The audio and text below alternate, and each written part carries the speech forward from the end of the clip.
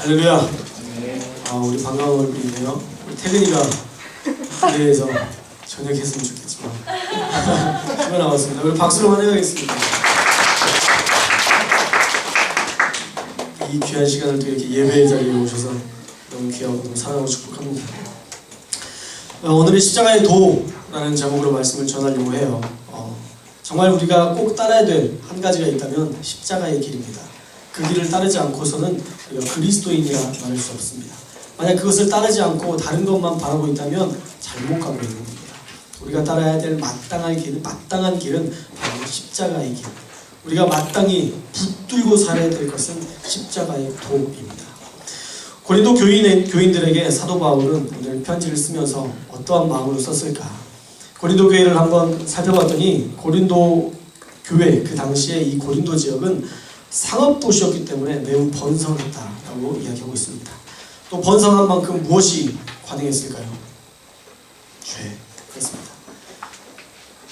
번성했기 때문에 죄악이 편만한 곳이었습니다. 사람들이 죄를 지을 때 가난할 때는 죄를 짓지 않습니다. 그런데 보통 좀 넉넉해지면 그때부터 스물스물 죄가 들어오기 시작하고 무너지기 시작해요. 여러분의 신앙은요, 좋을 때 지켜야 되는 겁니다. 할렐루야. 대학교 때, 청년부 때 신앙을 지키는 건 어쩌면 이때가 제일 쉬운 거예요. 이때 여러분의 부족함들 때문에 하나님 앞에 기도할 수 있고 엎드릴 수 있는 거예요. 그런데 그 시기가 지나서 나중에 풍성해졌을 때에도 믿음을 지키면 여러분이 그때 믿음이 진짜 믿음인 겁니다. 지금 믿음에 자만하지 마십시오. 언제 무너질지 몰라요. 제 친구들도 그렇게 열심히 신앙생활하고 회장, 부회장까지 했던 친구들이 많은데 요즘 교회 안 나와요. 얼마나 갈구리 좀 해요, 제가. 이 친구가 목사한테 교회를 안 나가요. 주일 성수 안 하면 진짜 너 교통사고 날까? 뭐 그러면서 친구들이니까 막 조조하면서 제가 그렇게까지 하는데 정말로 이 지금의 믿음이 계속 유지되려면 더 좋을 때까지 우리가 한 번쯤은 완벽한 하나님 그 십자가를 경험해야 돼요. 그 십자가를 경험하지 않으면 막연한 하나님 붙들고 끝까지 살아가요. 그게 진짜 하나님이라고 생각하고 그렇게 살아갈 때가 많아요. 고린도 교회도 그 당시가 너무 번성했고 죄악이 편만했습니다. 또 철학에도 흥미를 가졌던 터라 그들의 머리 지식의 수준은 대단히 높았고요. 엄한 훈련, 또 이스무스라는 곳에서 열리는 운동 경기에 열광했던 사람들이다라고 얘기합니다. 또 그 고린도 그 지역 도시에만 해도 최소한 12개의 이방 신전이 있었다고 합니다. 특히 아프로디테가 누군지 아세요? 사랑의 여신이죠. 아프로디테. 이의 여신, 뭐 사랑의 여신 그럴 수 있어요. 저는 별로 여신에 대해서는 관심이 없어서. 아프로디테가 이렇게 마찬가지로 뭐지? 뭐 사랑의 여신일 것 같죠? 뒤태가 되게 이렇게 막 할 것 같은, 좋을 것 같은. 어떻든 죄송해요. 자, 아프로디테와 관련된 신전의 창기들이 시행했던 그런 예배 의식 자체가 문란하고 타락했던 예배 의식으로 인해서 고린도 전역에 극심한 성적 타락이 왔다는 거예요. 여러분 그 이단 단체 아세요? 톰 크루즈인가요? 사이언톨로즘과 그런 이단 단체 있잖아요. 우리나라도 있어요. 그런 단체가 우리나라도 있어서 그런 종교를 서울신대에서 이렇게 탐방하러 갔는데 도저히 야에서 거기를 들어갈 수도 없고 그럴 정도로 옷부터 이상하게 입고, 아니 이게 전파가 수신이 안 된대요. 이렇게 잠옷 너무 많이 입거나 그러면 수신이 안 돼서 그냥 여기 하여튼 그렇대요. 설명하기 어려운 그런 현상들이 좀 있었는데 그 당시에 그 안에서 성적인 어떤 의식들을 행해야만 풍성함을 누릴 수 있다. 풍성해질 수 있다. 다산의 상징이잖아. 성적인 어떤 그런 다산, 어떤 생산 이런 의미였기 때문에 그런 성적인 의식들이 너무 문란하게 일어났다는 거예요. 그래서 믿음에 있는, 물론 아프로디테 신을 믿고 가는 사람들도 있겠지만 또 다른 생각을 가지고 가서 함께 그렇게 했던 일들도 비일비재했다는 것이죠. 그래서 그 안 좋은 것이 금방 다 퍼진 거예요. 고린도처럼. 좋은 건 잘 안 퍼져요. 기부하고 봉사하고 잘 안 퍼져요. 되게 힘들어요. 끌고 오기까지 되게 힘든데 안 좋은 거는 기가 막히게 퍼져요. 어떻게 그렇게 퍼지는지 몰라요. 그곳에 그 극심한 성적 타락이 와서 하물며 이런 얘기가 나왔어요. 고린도인 같이 되다. 고린도인과 같이 되다라는 말은 성적으로 그만큼 타락하고 물러난 사람들을 가르쳤을 때 속어로 그렇게 얘기를 해요. 아 얘는 누구 같아. 우리가 보통 그러잖아요. 좀 이상하거나 그러면 누구 이름을 주면서 저번에 어떤 그런 장난들을 좀 쳤던 것 같은데, 그런 거 비슷하게 속어로서 그렇게 쓰일 만큼 그 나라 그 땅에 타락이, 성적인 타락이, 문란함이 그 안에 넘쳤다는 것이죠. 비교해본 결과 강남과 다르지 않다는 생각이 들었어요. 약간 강남의 삶과 비슷하다는 생각이 들었습니다. 번성하는 곳이고 지식이, 엘리트층이 많은, 지식이 많은 사람들이고 가진 것이 많고 풍부하고. 그리고 강남 대치동길을 걸어보면요, 전단지가 수천 장이, 수천 장이 아니고 수만 장의 전단지가 뿌려져 있어요. 저녁이 되면 한번 보세요. 명함만한 그 크기의 헐벗은 여인들의 그 사진들이 너무 널렸어요. 그래서 그 교회 다닐 때 막 쓰레기 줍는 사역도 하고 그랬었는데, 청년들한테, 아이들에게 이런 것들을 보여주면 안 된다고 해서 막 쓰레기 줍고 다니고 그렇게 사역도 했었었는데, 얼마나 그런 타락한 것이 그렇게 많은지 몰라요. 그 교회에 갔었는데, 그 교회 가서 바로 앞에 보니까 좀 교회랑 비슷하게 생긴 그런 교육관 같은 곳이 있더라고요. 아, 여긴 교육관인가 보다. 되게 잘 져져 있고 교회 바로 옆이어서, 건너편이어서 딱 봤더니 메시지라고 써져 있어요. 메시지. 그래서 야, 이건 확실히 말씀을 듣는 곳인가 보다. 그런데 나중에 보니까 이상한 중차들이 막 서 있더라고요. 마사지였어요. 메시지가 아니라 마사지였어요. 얼마 전에 TV에 나왔어요. 재작년인가 TV에 나왔는데, 그곳에 400명의 여인네들이 대기하고 있고 수백 개의 룸이 있고 월 매출이 몇 억이래요. 강남의 최고의 엘리트 레벨과 성적 타락과 문란이 넘치는 그런 도시, 고린도 교회가 아마 그런 상황이었을 것입니다.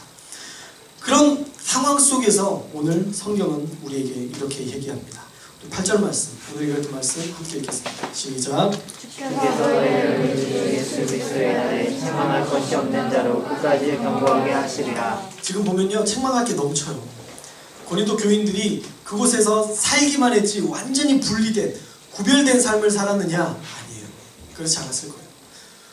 그 나라의 그 문화의 그 풍습에 흘러갈 수밖에 없어요. 연예인들이 결혼하기 전에 애를 갖는 것, 너무 당연한 것처럼 이제 여겨지잖아요. 원래 당연한 거였나요? 아니에요.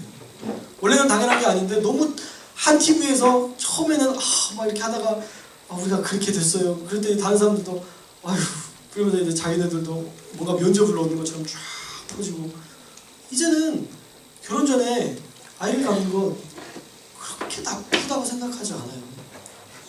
제가 제주도 신혼여행을 갔었는데 6커플 중에 4커플이 임신을 해서 왔어요. 멀리 못 가서, 임신했기 때문에 멀리 못 가서 제주도 간대요. 우린 몰랐죠. 우리 커플은 계속 기다렸어요. 아내가 지금 6개월이어서 빨리 못 나온다고 좀만 기다려달라고. 우린 계속 대기만 했어요. 우리 애도 안 가졌었는데. 이런 시대가 우리 돌에 있다는 거예요. 그 당시와 그리 다르지 않는 그런 시대예요. 고린도 교인들 책망할 것이 정말 없는 자여서 내가 너희를 이렇게 하겠다라고 얘기하시느냐? 아마 아닐 거예요. 하나님의 기대하심이 담겨있는 말씀입니다. 내가 너희를 반드시 그렇게 할 것이다. 너희가 반드시 그것들과 더불어 살지 않고 그것을 결단하고 그렇게 할 수 있도록 내가 너희와 함께 할 것이다 라는 하나님의 미래를 향한 기대감과 또 하나님의 결단이 이 말씀 안에 들어가 있다는 것입니다. 잘 읽어보면 아시겠지만, 인간이 능동적으로 하는 능동태가 아니라 하나님께서 하시는 수동태로 쓰여져 있어요. 주께서 우리를 그렇게 경고케 하시겠다. 너희가 경고케, 내가 경고케 될 것이다가 아니라 하나님께서 너희를 경고케 하실 것이다 라고 얘기하고 있다는 것입니다. 이 일은 우리의 의지로 되는 것이 아니라 하나님의 일하심을 통해서만 가능한 일이기 때문이에요. 죄를 뛰어넘는 것 여러분들이 하실 수 있으세요? 누군가를 미워하는 것, 품는 것 여러분의 노력으로 의지로 하실 수 있으세요? 쉽지 않아요. 인간으로서는 하기 힘든 일입니다. 그래서 하나님께서 너희가 할 수 없기 때문에 내가 너와 함께 하겠다. 내가 너희를 경고케 할 것이다 라고 오늘 말씀을 통해서 이야기하고 계십니다. 그렇다면 어떻게 하나님께서 우리에게 약속하신 그리스도의 날에 책망할 것이 없는 자로 우리를 끝까지 견고하게 하시기 위해서 하나님께서 어떻게 일하실까? 말씀을 전하려고 하면서 참 막막했어요. 우리같이 변덕이 심하고 문제 많은 사람들을 어떻게 그리스도의 날에 책망할 것이 없는 자로 세우실까? 나도 잘 안 되는데, 아직 나도 완전히 죽었다고 생각이 안 되는데 어떻게 하나님께서 이 일을 이루실까? 그러면서 하나님께 무엇을 물었습니다. 한 주간 묵상하면서 하나님 어떻게 우리를 경고케 하실 것이고 우리를 어떻게 그때까지 이렇게 붙드실 것입니까? 어떻게 저희를 책망할 것이 없는 자로 만드실 수 있습니까? 하나님 앞에 기도했는데 저에게 두 가지 말씀을 주셨습니다. 첫째로는 타협하지 말아야 된다라는 말씀을 주셨어요. 우리가 끝까지 그렇게 경고케 가려면 물론 하나님이 일하시지만 우리 역시도 타협하지 않아야 된다는 것을 말씀하셨습니다. 타협하지 말아야 됩니다. 십자가 앞에서 타협할 수 있는 것은요 아무것도 없습니다. 죄와 타협하고 현실과 타협하고 내 상황과 타협하고 내 이기적인 욕심과 타협하고 우리는 너무 많은 것들과 타협해요. 우리가 타협해야 될 것은 바로 하나님과의 관계 속에서 하나님 말씀하시는 것에 순종함으로 우리가 그 음성을 들을 때는 하나님과 대화하고 타협해야 되지만 그 외에 악한 것들과는 타협해서는 안 된다는 것입니다. 본질이 아닌 것과 싸워서 그것이 본질인 양 여기서는 안 된다는 거예요. 우리가 죄를 인정해서도 안 되고요. 본질과 빗나가는 것들을 그 어떤 것도 우리가 수용해서는 안 된다는 것입니다. 얼마 전에 김세윤 교수가 자살하면 지옥 간다고 말하는 사람이 지옥 갈 거다 라는 글을 쓴 적이 있습니다. 자살하면 지옥 간다 라고 말하는 사람이 지옥 갈 거예요. 엄청난 말장난이죠. 무슨 내용으로 말하려는지는 알겠어요. 여러분 그런데 자살하면 지옥 갈까요? 천국 갈까요?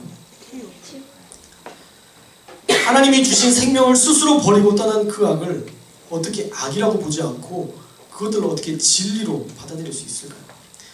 물론 저도 자살은 무조건 지옥이다 말하고 싶진 않습니다. 자살했다고 해서 무조건 지옥에 가지도 않을 거라 생각도 합니다. 저도 제가 잘 아는 사람이 제 친구가 우울증 때문에 작년에 자살했던 그런 케이스가 있기 때문에 제 마음 같아서는 그 친구가 극심한 우울증 때문에 하나님께서 긍휼히 여겨주셔서 그도 구원받았으면 좋겠어요. 가톨릭을 다녔고 어렸을 때 저를 전도했던 친구였기 때문에 저는 그 친구가 천국에 있었으면 좋겠다고 생각합니다. 그리고 기도도 했습니다. 그런데 모르겠습니다. 확신이 들진 않아요. 천국에 들어갔다고 확신이 들진 않아요. 저도 제 마음 같아서 그 친구가 구원받았으면 좋겠는데 잘 모르겠어요. 물론 이게 정답입니다. 하나님의 심판대 앞에서는 어떤 편을 하나님께서 손들어 주실지 모르는 일입니다.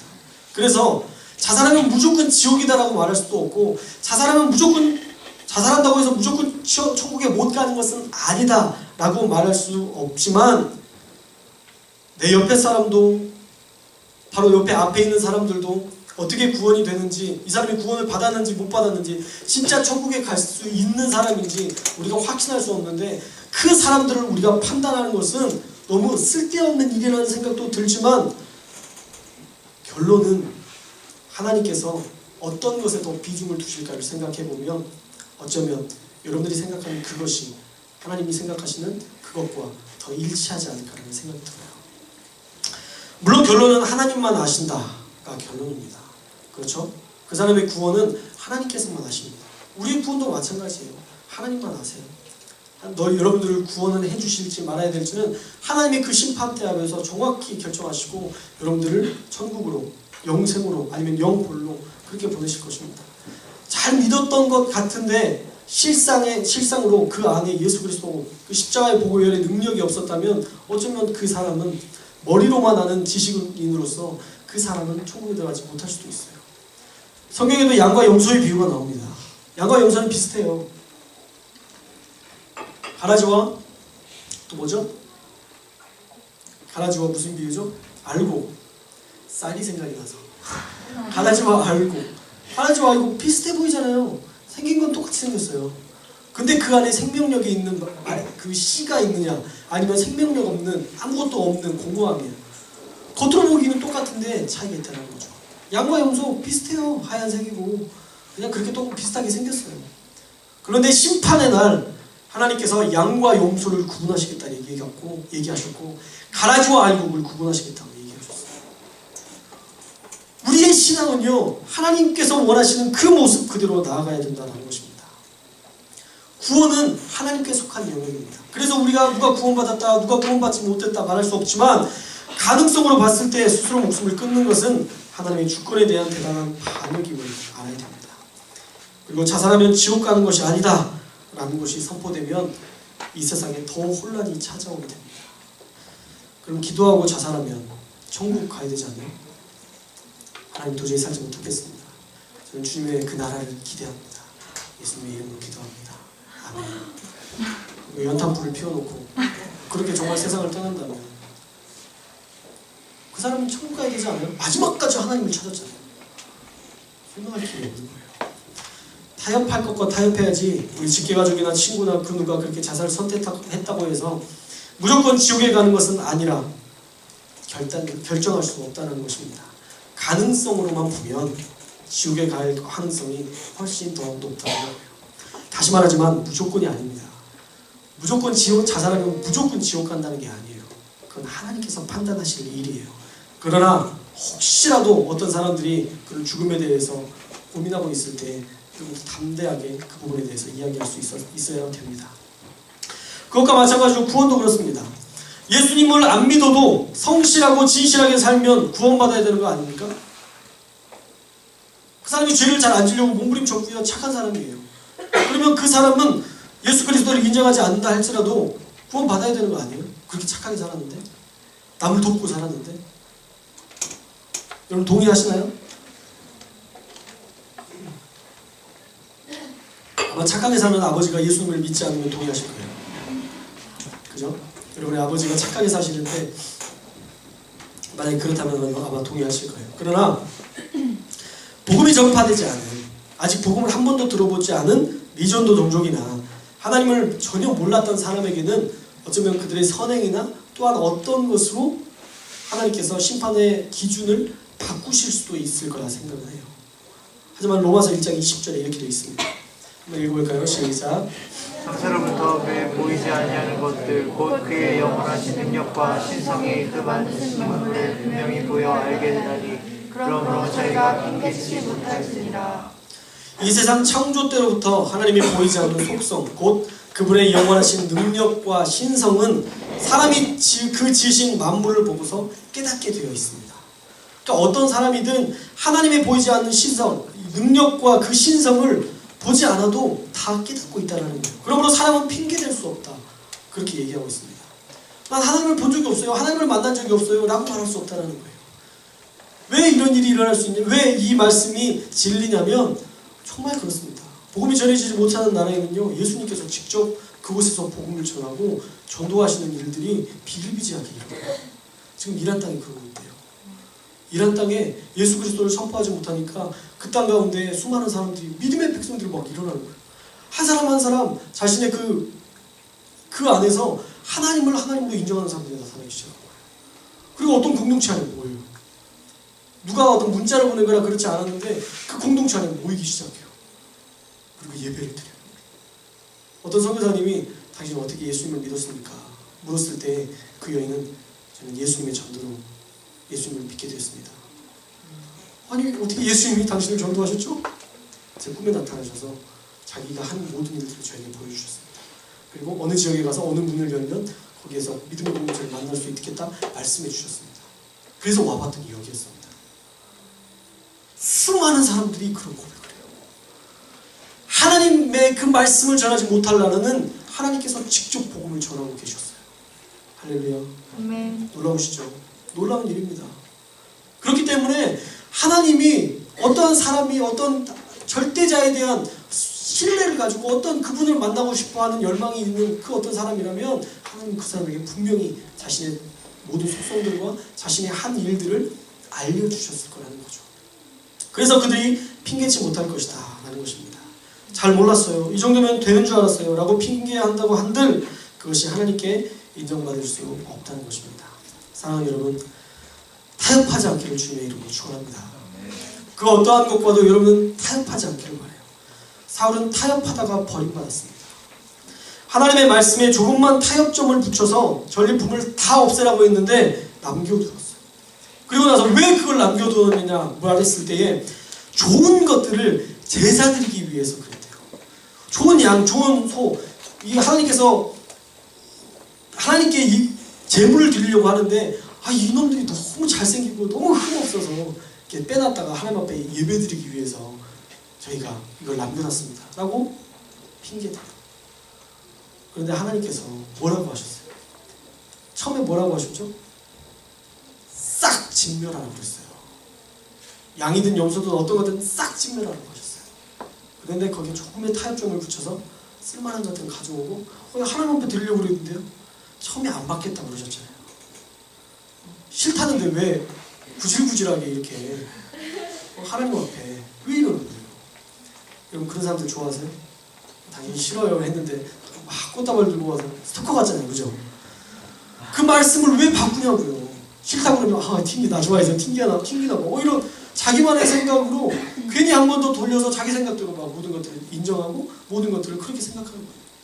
하나님의 말씀은 1.1억도 흔들리지 않고 그대로 우리가 지켜야 되는데 계속 바꾸는 거예요. 말씀을 계속 바꿔요. 신학생들이 제일 많이 하는 게 그겁니다. 말씀 바꿔서 하는 거. 서로 이렇게 말씀 가지고 막 대적하고 율법적으로 막 꼬시고 그런 일들을 하는 경우들이 장난으로 하는 그런 경우들이 되게 많아요. 그런데 그게 신학생들만의 장난이 아니라 우리들도 통일한 말씀을 바꾸는 그런 일들이 너무 많다는 거예요. 사무엘상 15장 22절 말씀 우리 함께 읽겠습니다. 사울의 핑계를 한번 들어봅시다. 시작. 사무엘이 이르되 여호와께서 번제와 다른 제사를 그의 목소리를 청종하는 것을 좋아하신 같이 좋아하시겠느냐. 순종이 제사보다 낫고 듣는 것이 순양의 기름보다 나으니. 하나님께서 말씀하시기를 번제와 다른 제사를 그의 목소리를 청종하는 것을 좋아하신 것 같이 좋아하겠나이까. 순종이 제사보다 낫고 듣는 것이 순양의 기름보다 낫습니다 라고 얘기했습니다. 순종이 가장 위대함을 얘기하고 있습니다. 하나님의 말씀에 순종하는 것이 가장 첫 번째 우선순위라고 얘기하고 있어요. 그래서 우리는 하나님의 말씀에 순종할 수 있어야 됩니다. 하나님은요, 타협하지 않는 순수함을 좋아하십니다. 그리고 그런 사람들을 쓰십니다. 이 시대에 하나님께서 쓰시는 사람들 보세요. 타협하는 사람 없어요. 여러분들이 너무 좋아하시는 누구죠? 다니엘? 다니엘 김다니엘이라고 저게 다른 사람인데 다니엘 김 선교사님 타협하지 않잖아요. 김용희 선교사님 타협하지 않잖아요. 타협하지 않는 그 믿음으로 가니까 하나님께서 크게 쓰시잖아요. 계속 타협하는 사람들은 하나님 못 쓰세요. 왜냐하면 그가 가지고 있는 진리가 아니거든요. 진리를 바꾸니 그게 진리가 되겠어요? 진리를 따르고 살지 않는데 그게 진리가 되겠어요? 그것이 진리가 되지 못하기 때문에 진리를 가진 자가 지킬 수 없는 그 진리는 수 없다는 거예요. 그래서 여러분 우리는 타협하지 않나야 합니다. 마태복음 5장 18절 말씀 우리 함께 읽겠습니다. 시작. 진실로 너희에게 이르노니 천지가 없어지기 전에는 율법의 1.1획도 결코 없어지지 아니하고 다 이루리라. 말씀에 타협하여 내가 원하는 말씀만 따르는 편협한 그리스도인이 되지 않고 하나님의 주신 그 말씀 그대로 순종하는 저와 여러분들이 되시기를 주님의 이름으로 축원합니다. 할렐루야. 세상에 그 어떤 것들을 타협하지 않기를 바라요. 둘째로는요, 생명을 위한 삶을 살라. 하나님께서 저에게 말씀해 주셨습니다. 요한복음 5장 26절에서 27절 말씀 함께 읽겠습니다. 시작. 아버지께서 자기 속에 생명이 있음 같이 아들에게도 생명을 주어 그 속에 있게 하셨고 또 인자됨으로 말미암아 심판하는 권한을 주셨느니라. 말씀에서 얘기하기를 아버지께서 자기 속에 생명이 있음 같이 하나님 안에 생명이 있으셨던 거예요. 그런데 아들에게도 그 생명을 주어서 그 속에 있게 하셨다라고 얘기하고 있어요. 아들에게도 그 생명을 주셨다는 것입니다. 그런데 거기에서 그치는 것이 아니라 그 예수 그리스도를 믿고 예수 그리스도와 동행하면 그 안에 있는 그 생명을 또 누구에게? 우리에게 주시겠다는 거예요. 하나님 안에 있는 생명력이 예수님에게 전해졌고 예수님 안에 있는 그 생명력이 우리에게 전해졌다는 것입니다. 그래서 우리 안에도 그 생명력을, 그 생명을 가지고 살아야 돼요. 그렇다면 생명이 무엇일까? 요한복음 1장 4절은 이렇게 얘기합니다. 함께 읽겠습니다. 시작. 그 안에 생명이 있었으니 이 생명은 사람들의 빛이라. 예수님 안에 생명이 있었는데 이 생명은 사람들의 빛이다 라고 얘기하고 있어요. 사람들의 빛이 되는 것이 바로 예수님 안에 있는 생명이다 라는 것입니다. 푸오스라는 헬라어는 마음의 빛, 진리의 빛으로 쓰일 때 이 단어를 사용했습니다. 그래서 그 안에 마음의 빛을 주고 진리의 빛을 찾는 자들에게 생명이 되어 주었다라는 거예요. 예수님의 생명이 다른 사람에게 마음의 진리가 되고 빛의 진리의 빛이 되었다는 것입니다. 우리 안에 있는 생명이 그들에게 전해져서 이 생명이 또한 그들에게 살아갈 빛이 된다, 능력이 된다, 힘이 된다라는 거예요. 그래서 우리는 십자가의 도를 따르려면 우리 안에 생명을 품어야 돼요. 그 진리의 빛이, 진리의 말씀이 우리 안에 있어야 됩니다. 말씀이 여러분을 이끌고, 말씀이 여러분들을 인도하고, 말씀이 여러분들을 절제시키며, 말씀이 여러분을 자유케 해야 됩니다. 말씀이 여러분 안에 생명력으로 거여서 그 말씀이 여러분들을 계속 이끌어가야 돼요. 그것이 바로 생명이 있는 자의 모습이고 생명이 있는 자의 삶이라는 거예요. 말씀이 내 안에 살아있지 않을 때 사람의 마음 가운데 위기가 오게 되어 있습니다. 여러분, 말씀을 묵상하면서도 그 말씀이 다가오지 않을 때, 내가 너무 겉돌기식으로 말씀이 나와 전혀 다르게 움직이는 것 같을 때, 그때가 바로 위기에 때라는 거예요. 히브리서 4장 12절 말씀은 이렇게 얘기합니다. 우리 함께 읽겠습니다. 시작. 하나님의 말씀은 살아있고 활력이 있어 좌우의 날선 어떤 것보다도 예리하여 혼과 영과 및 관절과 골수를 찔러 쪼개기까지 하며 또 마음의 생각과 뜻을 판단하시나니. 예수의 생명은, 말씀은 우리 가운데에 우리의 인생을 살게 한대요. 우리의 죽어져 있던 인생을 살게 한다고 얘기하고 있고요, 활력을 준다라고 얘기합니다. 개역 한글에서는 운동력이 있다라고 되어 있는데, 활력, 살아있는 힘, 우리 안에 있는 활력소와 같이 정말 힘이 된다는 거예요. 또 인생을 살게 하고 활력을 줄 뿐만 아니라 결단하게 하신다는 거예요. 우리가 하나님 앞에 살기로 결단할 수 있는 힘을 주신다는 것이고, 우리의 영과 육체까지도 말씀을 통해서 갈라내신대요. 그동안은 말씀을 들으면 내 마음만 변하는 것 같았지만, 아니요, 말씀을 통해서 얘기하기를 영과 혼과 골수까지 쪼개며 라고 얘기하고 있어요. 우리의 영과 혼을 쪼개는 역할들도 하나님의 말씀으로 가능하다는 거예요. 그래서 하나님의 말씀이 선포될 때에 죽었던 자들이 살아나잖아요. 질병으로 고통당한 자들이, 그 모든 질병들이 다 사라지잖아요. 암에 걸려있던 자들이 회복되고 에이즈에 걸려있던 사람들이 회복되잖아요. 어떻게 그런 일이 가능해요? 그것이 가능한 것은 하나님의 말씀이 선포되고 그 말씀을 말씀으로 믿고 따랐던 자들이 누렸던 축복이라는 것이죠. 하나님의 말씀은 육체까지도 갈라내시고, 마지막으로 보면 마음의 생각과 뜻을 판단하신다 말씀하고 있습니다. 그들의 마음과 생각과 뜻, 그 안에 있는 중심까지도 하나님은 다 아신다는 거예요. 그래서 하나님의 말씀 앞에서는 빠져나갈 틈이 없습니다. 핑계 댈 수도 없고요, 틈도 없어요. 여러분의 마음을 아무리 숨긴다 해도 그것은 하나님 앞에서 숨길 수 없습니다. 저에게는 숨길 수 있겠죠. 저를 좋아하지 않는데 웃으면서 저 목사님 너무 좋아요 할 수 있어요. 여러분의 표정에서 뭐 여러분이 없겠지만, 저한테는 그런 분이 없겠지만, 이상한 고개 끄덕이는 게 좀 반대예요. 좋아하지 않으면서 그렇게 속일 수는 있어요. 사람이라면 뭐 포커페이스가 되는 사람들은 그렇게 될 수 있죠. 근데 하나님은 안 된다는 거예요. 어떻게 뭐 하나님을 속여요? 한번 속여보세요. 속여지나. 여러분의 마음속에서 내주하시는 분인데, 여러분의 안에 같이 살고 계신 분인데 어떻게 여러분의 마음을 몰라요? 생각을 속이고 생각을 해볼 수 있어요? 안 돼요. 그 어떤 것도 하나님 앞에 낱낱이 드러날 수밖에 없습니다. 그래서 그 말씀 앞에, 그 생명의 말씀 앞에 나아가서 철저히 갈라져야 돼요. 아플 것 같아서, 내가 도저히 이걸 감당하지 못할 것 같아서, 이건 안 될 것 같아서 제껴두고서는 결코 어떠한 역사도 일어나지 않습니다. 하나님 앞에 철저히 나와서 우리의 마음과 육체와 영혼과 그 어떠한 것이든 다 가지고 나와서 철저히 회개하고 철저히 수술해야 된다는 거예요. 그때 우리는 하나님의 살아있는 말씀과 동행할 수 있고 다시 십자가의 길을 걸 수 있습니다. 그래서 그렇게 철저히 죽어진 사람만이 십자가를 깊이 통과할 때 억울해하지 않습니다. 그 십자가 때문에 모든 것을 기쁨으로 지게 되고 달게 지게 되는 거예요.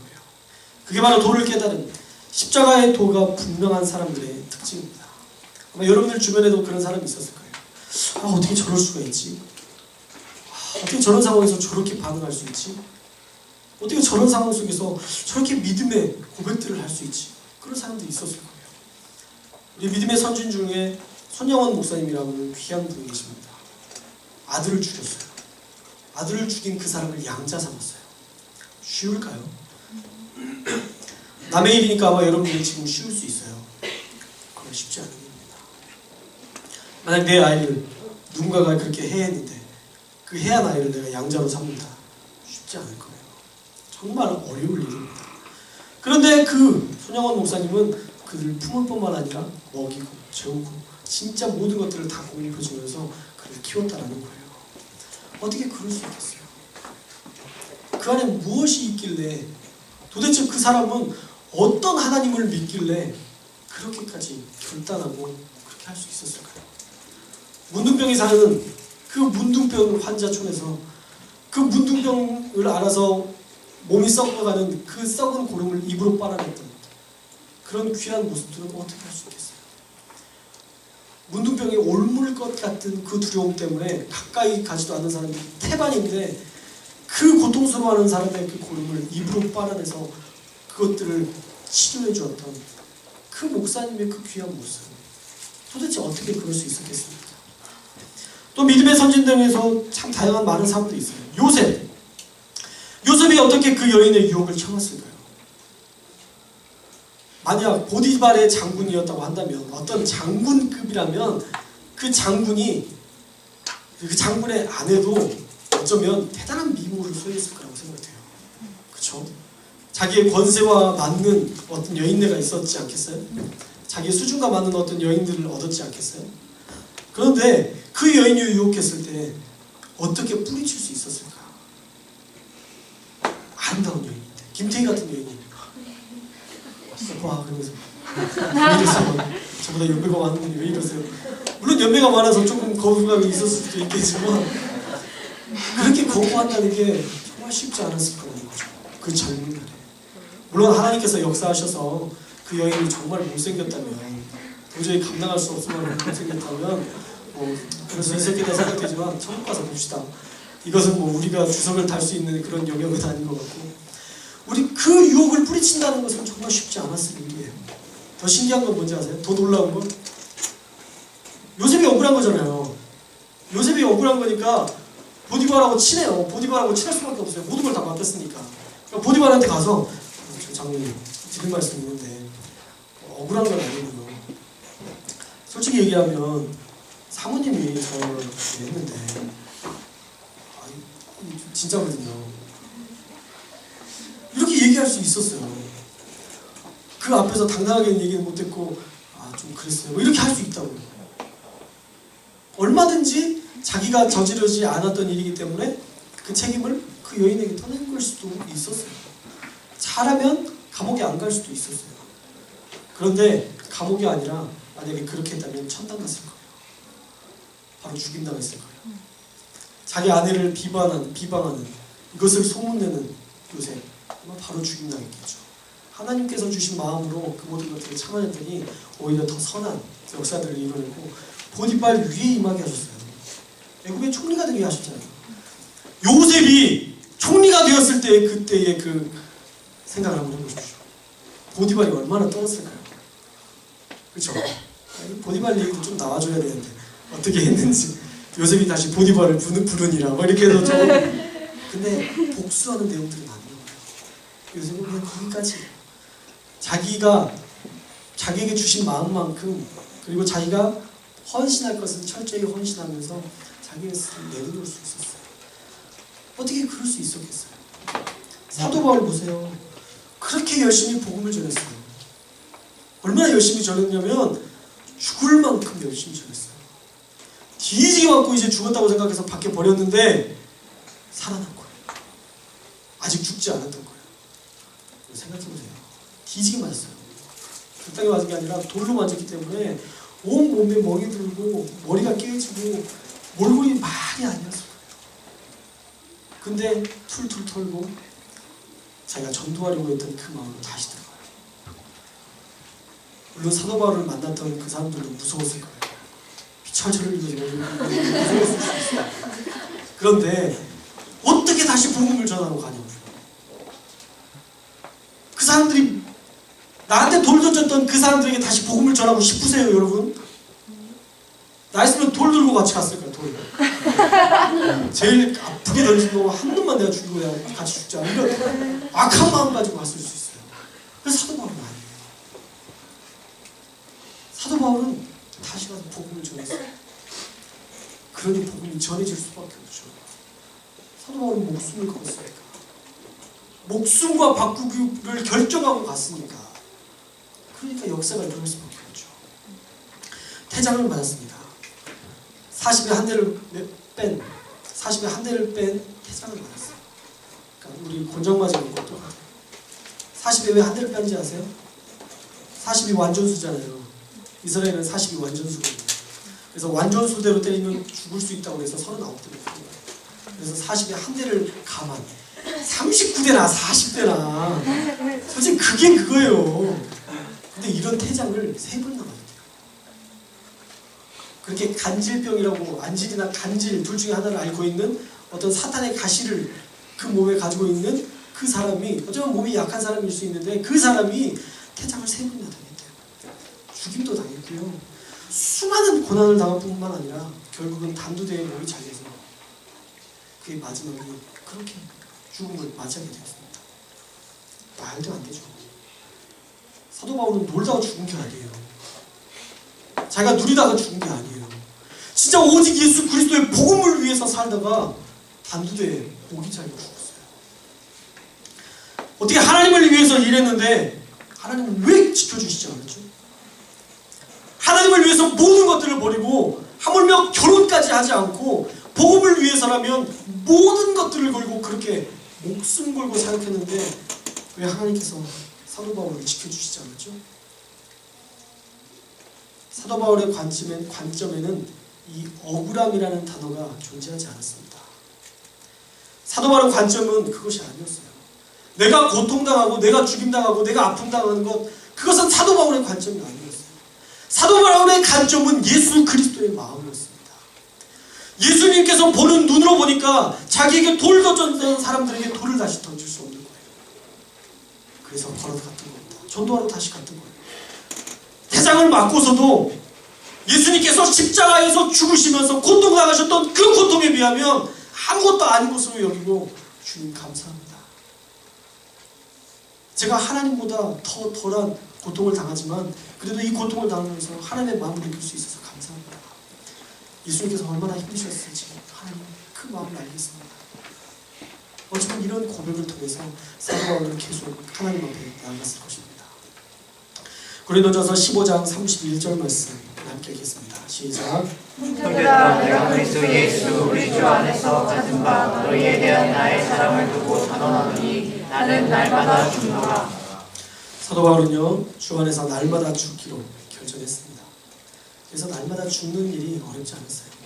대장을 맞아도 곤장을 맞아도 어떤 사람들한테 비난을 당해도 당신이 믿는 하나님이 진짜가 아닐 수 있다 라고 어떠한 그러한 모욕과 핍박을 주더라도 그는 그 모욕에 반응하지 않았습니다. 왜? 난 죽은 자니까. 난 날마다 예수 그리스도의 죽음을 내 안에 새기고 나 역시 죽어야 할 자니까. 사도 바울은 그렇게 죽기로 결정한 것입니다. 스스로 죽은 자로 여기며 주 안에서 살았다는 거예요. 사랑하는 여러분, 생명을 얻기 위한 방법은요 다른 것이 아니라 죽는 겁니다. 죽지 않으면 생명을 잉태할 수 없습니다. 마태복음 10장 39절 말씀 함께 읽겠습니다. 시작. 자기 목숨을 얻는 자는 잃을 것이요 나를 위하여 자기 목숨을 잃는 자는 얻으리라. 목숨을 잃어야 얻는 자가 된다는 거예요. 우리는 늘 예수님의 십자가의 도를 따라 살기 위해서 죽어져야만 한다는 것입니다. 생명을 얻고 생명을 위한 자로 살기 위해서는 철저히 우리의 삶 속에 죽어야 우리의 모든 것들이 죽어져야 된다는 거예요. 사랑하는 여러분, 타협하지 마십시오. 이 세상을 살면서 십자가의 도를 따르려면 여러분 타협하지 마십시오. 다른 사람들도 다 하잖아. 근데 왜 나만? 다른 사람이 하는 거에 관심 갖지 마세요. 그들의 관점으로 세상을 보지 마세요. 하나님의 관점은 아니라니까요. 하나님의 관점으로 봐야 그게 진짜 바른 것들을 볼 수 있는 거예요. 하나님의 관점으로 봐야 그것이 타협하지 않을 수 있다는 것입니다. 진리와 어긋나는 것들과 절대 타협하지 마십시오. 바쁠 때는 예배 빠져도 되지. 그렇죠? 인간적인 생각으로 그럴 수 있죠. 바쁘다면 그럴 수 있죠. 인간적으로는 이해해요. 그러나 하나님께서 우리에게 매일 만나시고 싶어 하시는 하나님과 만나는 이 임재의 장소를 등한시한다는 것은 안 되는 겁니다.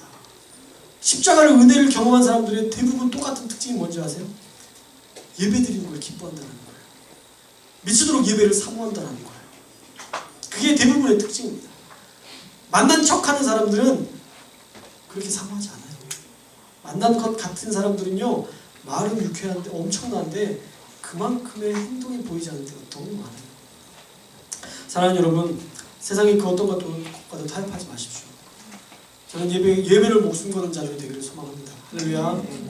예배를 그냥 습관적으로 드리지 않았으면 좋겠어요. 우리가 십자가에서 구원을 받은 자들이라면 우리가 이 예배를 중히 여겨야 돼요.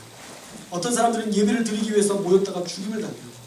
그런데 우리는 얼마나 좋은 조건에서 살는데요. 이렇게 좋은 조건에서 예배 드리지 못한다면 그것은 그들에게 죄를 짓는 것과 마찬가지입니다. 목숨 걸고 예배 드리는 그 사람들, 우리가 그들을 중보하면서 또한 우리 안에 있는 이 것들에 감사하면서라도 우리는 하나님 앞에 타협하지 않고 예배 드릴 수 있어야 돼요. 또 세상의 관점에 타협해서는 안 됩니다. 다른 사람들 다 하잖아. 술. 미생 보니까 술 맨날 먹더라. 저건 직장인들은 당연히 해야 되는 거야. 또 그 안에서 힐링이 일어나. 그 안에서 교제가 일어나고 보니까 그 안에서 이렇게 지급이 올라가는 그것들도 다 돼. 이거 없으면 어떻게 하면 돼? 아마 세상은 계속 여러분들과 타협하려고 다양한 방법으로 얘기할 거예요. 그런데 타협하지 마십시오. 타협하는 순간 무너지게 되어 있습니다. 절대 타협하지 마십시오. 진리와 어긋나는 것들은 우리가 타협하지 않기를 바라요. 또 생명을 얻는 일을 위해서 우리가 목숨을 버려야 합니다. 잃고자 하지 않으면 얻지 못합니다. 죽지 않으면 생명력이 일어날 수 없습니다. 하나님의 밀이 땅에 떨어져 심겨져야지 하나님의 밀이 땅에 떨어져만 있으면 열매를 맺지 못해요. 그 열매가 계속 나와 있으면 비틀어져요. 생명력이 사라져요. 죽어져서 심겨져야 비로소 열매를 맺고 그것이 나무와 뿌리를 맺는 것이지 그냥 던져진 것으로 결코 역사가 일어나지 않는다는 것입니다. 저는 오늘 여러분에게 결단합니다. 그리고 여러분도 결단해야 합니다. 여러분 언제까지 타협하실 거예요? 언제까지 용납하지 말아야 될 것들을 붙들고 사실 건가요? 진리는 분명합니다. 진리는 그것 같고 아닌 것 같기도 하고 그러지 않아요. 진리는 늘 하나를 이야기하십니다. 하나님의 말씀이 진리이기 때문에 그 말씀에서 우리에게 주시는 그 말씀을 붙들고 살아야 된다는 거예요. 진리는 살아있습니다. 그 진리는 너무도 분명한 것을 우리에게 알려줍니다. 그런데 우리가 그것을 따르지 않으니 비진리가 세상에서 파묻히는 거예요. 이 신천지 같은 이런 이단들이, 안상홍의 증인 같은 이런 이단들이, 증산도 같은 이런 이단들이 진리라고 외치고 다니는 거예요. 도를 아십니까? 그건 그들이 외쳐야 되는 말이 아니에요. 우리가 외쳐야 되는 거예요. 그 안에 진짜 도가 없는데 무슨 도를 아냐고 물어볼 수 있어요. 예수 그리스도의 십자가의 도가 진짜 진리인데 왜 우리는 그 진리를 전하지 않고 그들은 전하게 내버려 두냐고요. 비진리가 판치지 않도록 진리가 살아있어야 됩니다. 할렐루야. 아멘. 그런데 그 진리는 여러분이 되어야 돼요.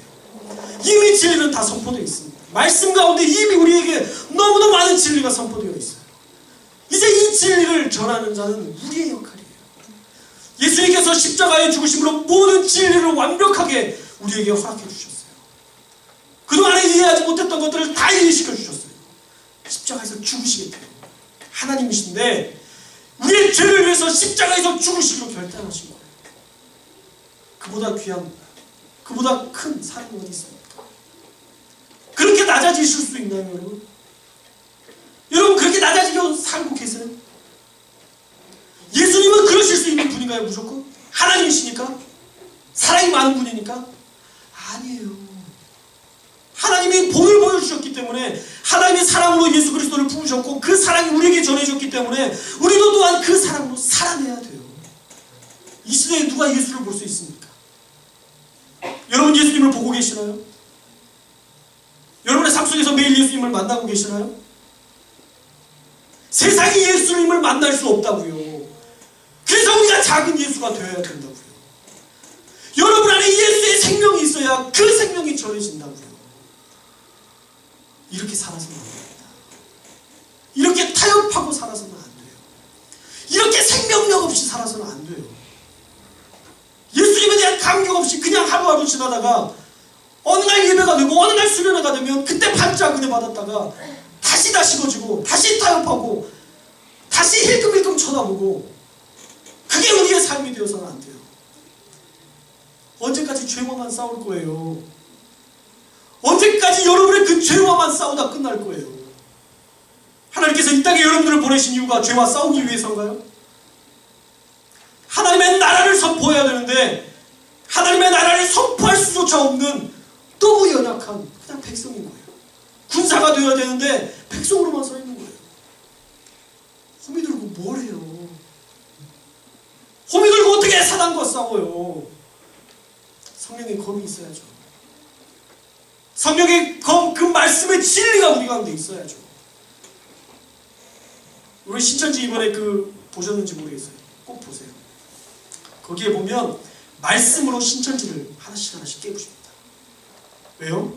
말씀이 진리니까. 그 진리의 말씀이 선포되고 그 진리의 말씀과 비진리가 부딪히니까 비진리가 흔들리는 거예요. 당연하죠. 진리인데 비진리 따위가 어떻게 진리 앞에서 생명력을 가지고 힘을 낼 수 있겠어요? 무너질 수밖에 없는 거예요.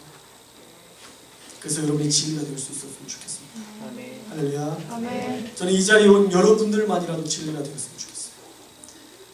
세상을 어떻게 바꿀 수 있을까요? 언젠가 하나님 앞에 물었던 물음입니다. 하나님, 이 악한 세대가 어떻게 변할 수 있습니까? 이 악한 세대가 어떻게 바뀌어질 수 있을까요? 그때 하나님께서 저에게 주셨던 말씀은 너부터 시작해라 라는 마음이었어요. 나부터 시작하면 되는 거였어요. 예. 그것을 알고 깨닫고 변화되기로 결정한 한 사람 한 사람들이 이제 하나님의 나라를 이루는 거예요. 하나님의 영광을 이루는 것이고 하나님 나라가 선포되게 만드는 거예요. 그것은 하나님의 몫이 아니라 이제 우리가 해야 될 일입니다. 모든 진리는 전파되었습니다. 모든 진리는 이 말씀으로 우리에게 전해졌습니다. 그러니 이제 우리가 그렇게 살아내야 되는 것입니다. 둘째로 생명을 얻기 위해서 날마다 죽어줘야 돼요. 여러분 좀 죽으십시오. 뭐가 그렇게 억울하세요? 날마다 좀 죽어줘야 돼요. 어떤 영혼을 위해서 우리가 품고 기다리고 인내하려면 기다려야 되는 거예요. 기다리지 않으면 안 돼요. 10달 동안 아이를 임신했을 때에 아무리 아파도 어머니들은 약을 먹지 않습니다. 감기 몸살이 걸리고 어떻게 되더라도 어떤 약도 복용하지 않아요. 왜냐하면 그 복용을 통해서 아이가 문제가 있을 수 있으니까 어떤 약도 복용하지 않아요. 아파도 참아냅니다. 죽을 것 같이 아파도 참아내요. 그런 일들이 있었잖아요. 암에 걸렸던 한 여인이 암 치료를 받기 위해서 아이를 낙태했어야 되는데 암 치료를 포기하고 아이를 끝까지 임신해서 아이를 낳은 후에 3개월 후에 죽었어요. 그 생명을 지키기 위해서 암도 참아내고 자기가 점점 죽어가는데도 그 아이를 살리기 위해서 자기를 포기했다. 그게 생명을 가진 자의 특성입니다. 여러분 안에도 그 생명이 있어야 돼요. 그 생명력으로 살아가야 돼요. 억울하게 죽은 것은 죽은 게 아닙니다. 철저히 죽어지지 않으면 더 아플 뿐입니다. 가끔 그런 생각을 해봐요. 칼에 찔려서 한 방에 죽어야지 여러 방 찔려서 죽으면 얼마나 아프겠어요. 그죠? 그리고 적당히 이렇게 아프면 돌이키면 되는데 끝까지 다 맞고 돌이키는 사람들이 참 많아요. 우리의 삶이 한 번에 죽었으면 좋겠어요. 죽은 데 만들어 이렇게 해가지고 세상하고도 세상에 가서도 막 뒤지게 먹고 또 교회 왔더니 진리 가운데 내가 살지 못하니까 또 되게 막 나한테 정죄하는 것 같고 막 어딜 가도 마음이 안 좋아. 세상에 살아도 낙이 없고 교회에 와도 정죄당하는 것 같고 왜 이렇게 힘들게 살아요? 둘 중에 하나는 버려야 될 거 아니에요. 둘 중에 하나 버리라니까 교회를 버릴 거예요? 하나님 버리실 건가요? 아니죠. 버리세요. 마땅히 버릴 것들을 버리십시오. 그것을 버리면 여러분 안에 엄청난 변화가 일어납니다. 우리가 엄청난 변화와 권능을 얻기 위해서 하나님 앞에 죽어지는 게 아니라 그것은 부수적인 거예요. 우리가 하나님 앞에 철저히 죽어지면 하나님은 다른 것들 다 공급하세요. 이게 믿음의 신비입니다. 하나님 앞에 철저히 죽어지면 하나님께서 철저히 보상하세요. 그 보상이 물질 이런 게 아니라 우리가 이해할 수 없는 그 엄청난 보상이 늘 그 믿음의 선진들에게 주어졌어요.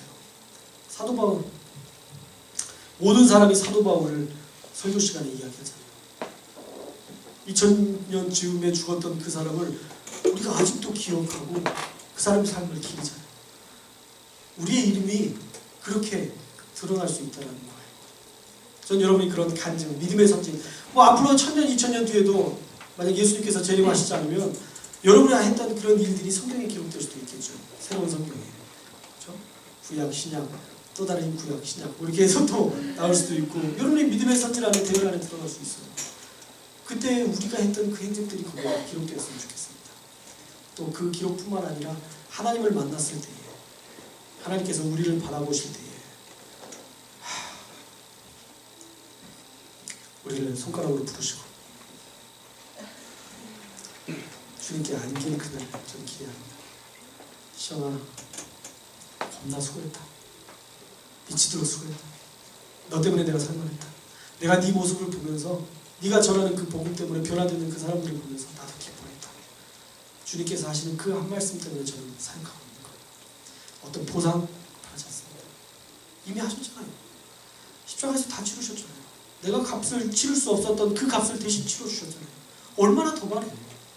하나님 앞에 우리가 얼마나 더 바랍니까? 저에겐 그것만 있으면 됩니다.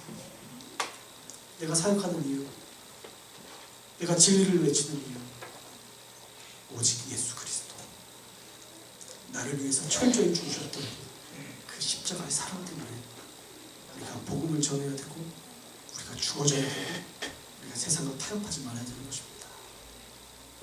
오늘 우리의 기도 가운데 그런 결단들이 있었으면 좋겠어요. 우리 다 같이 하나님 앞에 찬양하고 기도합시다.